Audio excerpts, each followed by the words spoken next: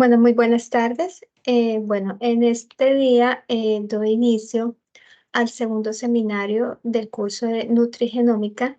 El tema que me corresponde es aspectos éticos y legales en Nutrigenómica. Quien les habla, Olga Lucila Ruiz Abogal, estudiante de la maestría en biotecnología alimentaria. Estaremos viendo un contenido en donde será una introducción de unos estudios genéticos que sean lo que se ha visto actualmente, las bases sobre las que están ubicadas la parte ética y moral de la genética, los principios éticos, un caso y las conclusiones y las referencias bibliográficas. Bueno, eh, iniciando, la genómica nutricional establece como principal objetivo aportar el conocimiento que permita hacer un diagnóstico y establecer un tratamiento nutricional basado en el genotipo individual mediante dos áreas, que estas son, como vemos aquí en pantalla, nutrigenética y nutrigenómica. Desde la nutrigenética, lo que se referencia es al análisis de variaciones genéticas entre individuos y su respuesta clínica a nutrientes específicos. Entonces, vemos aquí la interacción de gen-nutriente. Esas variaciones individuales se dan como polimorfismos definidos como diferencias en secciones del ADN en individuos que pueden determinar su estado de salud y se presentan en la mayor parte, en mayor del 1% de la población. En cuanto a la nutrigenómica proporciona el conocimiento molecular genético en los componentes de las dietas que contribuyen a la salud mediante la expresión que altera la constitución genética individual. Entonces, aquí tenemos la expresión genética. Y todo esto constituye la genómica y nutricional que interactúa entre ellos. Todo esto ha dado lugar a que haya una rama de la ética, que es la ética de la investigación científica, donde se ocupa de la moral y la conducta humana relacionada con la moral, con la moralidad, perdón, y que ofrece los principios de conducta moral que deben ser observados en el campo de la ciencia. Esto se debe a que, como ya vemos avances genéticos, pues esto viene a partir de humanos, entonces es importante tener unos principios sobre los cuales se va a basar para proceder pues más adelante con todo este estudio. En cuanto a los estudios genéticos, dentro de la nutrigenómica, como ya vimos, identifica polimorfismos genéticos asociados a predisposiciones a desarrollar algunas patologías como obesidad, dislipidemias, enfermedades cardíacas, cáncer, diabetes, etc. Entonces, actualmente ha surgido una serie de pruebas de laboratorio que están en el mercado, en donde se pueden analizar esos polimorfismos y determinar si una persona tiene o no la predisposición a una de las enfermedades pues, anteriormente mencionadas. Entonces, eso se hace por medio de unos identificadores de marcadores de riesgos. Existe una demanda creciente por estas pruebas personalizadas, especialmente en Estados Unidos. Se han vendido más o menos como unas 35.000 pruebas genéticas desde el 2003 y ya existen pruebas en el mercado para ser usadas por profesionales de la salud, pero no existe como un marco legal que delimite el uso de estas pruebas genéticas. Bueno, entre sí, toda la parte del uso genético. Entonces, pues se abre un debate entre las comunidades científicas donde se deben tomar en cuenta estos aspectos éticos, legales y sociales para poder legislar en torno a todo este tema. Entonces, esto es lo que vamos a ver un poquito más adelante. ¿De dónde viene toda esta parte ética legal sobre la genética? Bueno, hay unos antecedentes y hay unos hechos históricos en los cuales se han establecido las bases de la bioética moderna, que vemos una tablita de un cuadro, dentro de los cuales se resalta la parte del Código de Nuremberg, se resalta también la parte de la publicación de Declaración de Helsinki y el informe Belmont. En cuanto al Código de Nuremberg, que estuvo más o menos entre 1946 y 1947, que fue posterior al proceso judicial contra los responsables de los experimentos nazis con los prisioneros de la Segunda Guerra Mundial. Este código establece como principio básico el respeto por el derecho de las personas que forman parte de los experimentos. Además, prescribe el conocimiento informado y voluntario y la posibilidad de que esa persona, cuando quiera, se pueda retirar del estudio y también un análisis de riesgos y beneficios por parte del área investigativa. Dentro de la Declaración de Helsinki, que fue desde 1964 al 2008, fue adoptada por la Asociación Médica Mundial, según los cuales los intereses de los participantes humanos involucrados en la investigación donde tiene prioridad, pues siempre la persona. La declaración adopta unos principios del código del que ya hablábamos, de Nuremberg, pero incorpora unos nuevos. Esos nuevos son los que los participantes deben recibir el mejor trato disponible y que en las instituciones deben crearse en comités de ética que regulen la producción científica en el aspecto ético de manera independiente. Y también está el informe de Belmont. El informe de Belmont fue a partir de 1979, define los principios éticos que deben guiar a toda conducta de investigación con los seres humanos y esto reporta tres principios éticos. Esos tres principios están contemplados en este informe: el respeto por las personas, la beneficencia y la justicia. El respeto por las personas es considerar que los individuos como agentes autónomos y proteger a aquellos que tuvieran menor autonomía. Entonces se desprenden cuatro condiciones que son el consentimiento informado, la protección de la privacidad y la confidencialidad. Y también está el derecho a poner fin a la propia participación de investigación sin sufrir represalias. Está la beneficencia, que es la obligación, perdón, que es la obligación de no causar daño y de asegurar el bienestar de los sujetos que están involucrados dentro de la investigación. Y la justicia habla sobre la distribución igualitaria de potenciales riesgos y beneficios de la investigación dentro de la sociedad, de tal forma que en el desarrollo del estudio se evite el prejuicio de una población que sea vulnerable. A raíz de esto surgieron pues estos principios éticos básicos para la investigación, donde está obviamente, como ya habíamos hablado, el consentimiento informado, la autodeterminación, la privacidad y la confidencialidad de todos estos pruebas o muestras que se tomen de las personas, la no malversación y la justicia.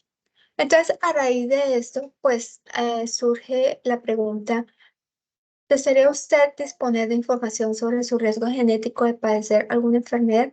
Entonces, cuando uno sufre una enfermedad, no uno que sufre una enfermedad, sino que pronto dentro de su familia haya una predisposición genética y que los padres quieran ver si sus hijos la tienen o no. Entonces, ¿hasta dónde se puede llegar para que los hijos hagan un estudio genético para saber si tienen o padecen de esta parte de predisposición genética en función de alguna enfermedad? Entonces nos presenta un caso de un menor de edad con sus padres, él tiene 15 años, eh, con una historia familiar de cáncer de tiroides. La mamá murió a los 30 años de esta enfermedad.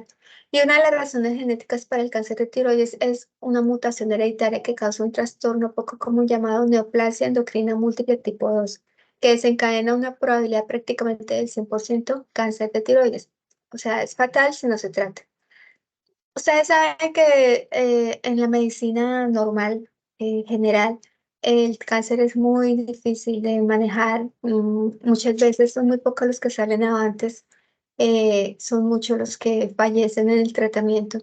Entonces, el papá hace como una parte preventiva con el hijo, el hijo es menor de edad, pues podría decirse que él es el tutor, pero también surgen unos puntos éticos y morales que se están manejando en el momento. Entonces, aquí nos dan cuatro partes a tener en cuenta, que son las físicas, psicológicas, sociales y económicas, ¿sí?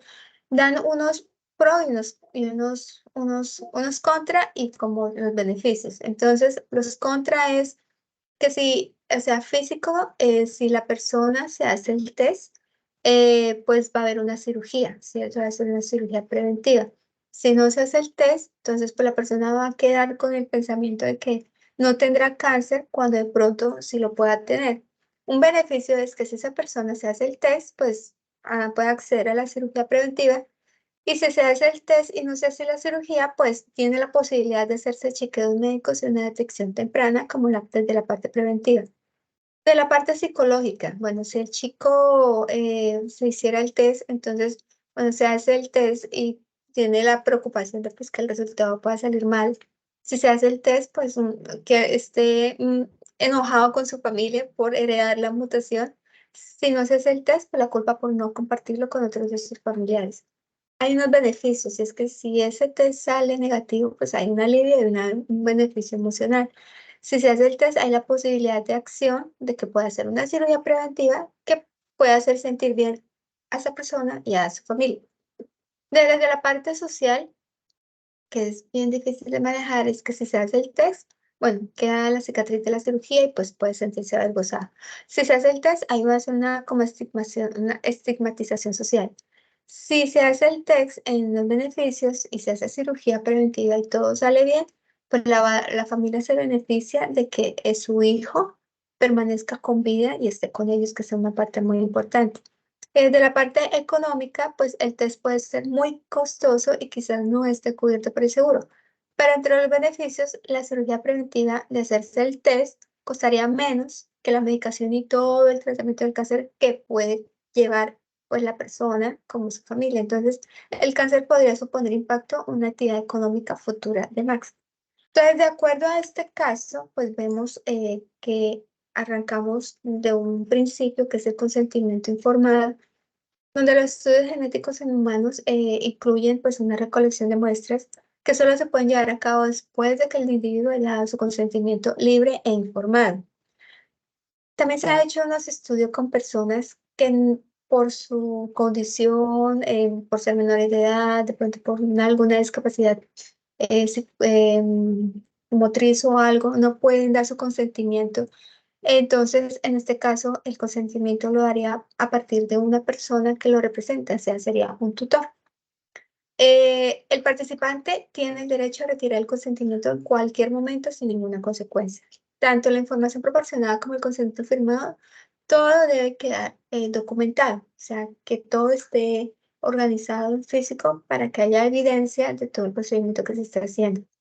Si se planea el almacenamiento de las muestras, pues el proceso de consentimiento debe incluir los aspectos legales y referentes a todo lo que es la parte de biobancos, que es donde se guardan estas muestras. Desde la parte de la información genética, no debe haber discriminación o estigmatización de una persona sobre la base de su información genética. En caso de duda, pues se debe acudir a una persona que lo pueda asesorar en la parte de ciencias sociales y jurídicas. Todo genotipado que permita predecir una elevada susceptibilidad a cualquier enfermedad solo puede darse a conocer en un contexto de investigación si es sometido con un consejo genético adecuado. Actualmente vemos que pues, la ciencia quiere avanzar en toda esa parte de predisposiciones genéticas, de enfermedades, de cómo curarlas y demás, pero tiene que estar aunado a, pues, a que esas pruebas pertenecen a alguien, porque tienen que respetar la decisión de la persona que está dando su consentimiento para que se hagan esos estudios. Todos los deseos de las personas a no ser informados deben ser respetados. Si la persona no quiere saber de su predisposición genética, no quiere saber si tiene alguna enfermedad, no se la puede obligar. O sea, si él se la hizo y no quiere saber, pues se le respeta y no se le da a conocer. Hay otra parte de biobancos que es donde se genera toda la parte de almacenamiento de estas muestras genéticas, y es que el establecimiento y la utilización de bancos de datos genéticos tienen que equilibrar los principios éticos de la libertad de investigación, que es necesaria para el progreso del conocimiento y el respeto de la dignidad humana.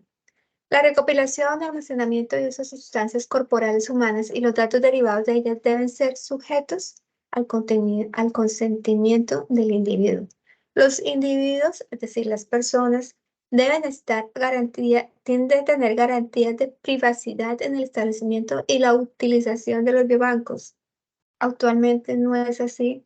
O sea, los biobancos y las instituciones toman de estas muestras para poder hacer sus investigaciones y demás, y a veces no se respeta la privacidad de las personas. A veces sucede que las personas dan sus muestras a los biobancos, las dejan allá, se les olvida, nunca van a preguntar qué eso allá. Pues obviamente las personas que están haciendo investigación utilizan esas muestras para poder hacer pues sus investigaciones y demás, y pues no debería ser así. La generación y el funcionamiento del biobanco debe ser objeto de medidas de control de calidad. que es algo importante para evitar todos estos inconvenientes. En conclusión, tenemos que los estudios humanos en nutrigenómica no tienen una ética única porque todo está sujeto a los mismos principios éticos básicos aplicados a estudios y la investigación biomédica o farmacéutica. O sea, los principios son de autonomía, autodeterminación, máximo beneficio, mínimo perjuicio, justicia, todo lo que tenga que ver con la distribución de los beneficios y los perjuicios a todos los estratos de la sociedad. La investigación nutrigenómica ha traído posibles beneficios en términos de mejora de la salud o la prevención de enfermedades para las personas, que es lo que se puede esperar de la investigación nutrigenómica, pero hay cosas que todavía no son claras, no se manejan muy claras para las personas que se someten a estos estudios, entonces pues sí falta un poquito más de debate en esta parte. Los participantes en los proyectos de investigación nutrigenómica contribuyen a la generación de nueva información, por lo tanto, los valores sociales como la solidaridad, la participación pública y la confianza están surgiendo como principios éticos en la investigación nutrigenómica, o sea, todo va de la mano, ¿sí? O sea, hay un avance que es importante, que hay que eh, aprovecharlo, pero también hay que trabajar de la mano con las personas que van a estar involucradas en esos experimentos, tenerlas muy en cuenta, respetarles sus deseos, respetarles sus decisiones, para que pueda ser un avance, ¿cierto?, en esta parte del campo genético. Estas son las referencias bibliográficas de donde yo tomé la información y espero que haya sido, pues se haya cumplido los lineamientos para esta actividad. Muchas gracias.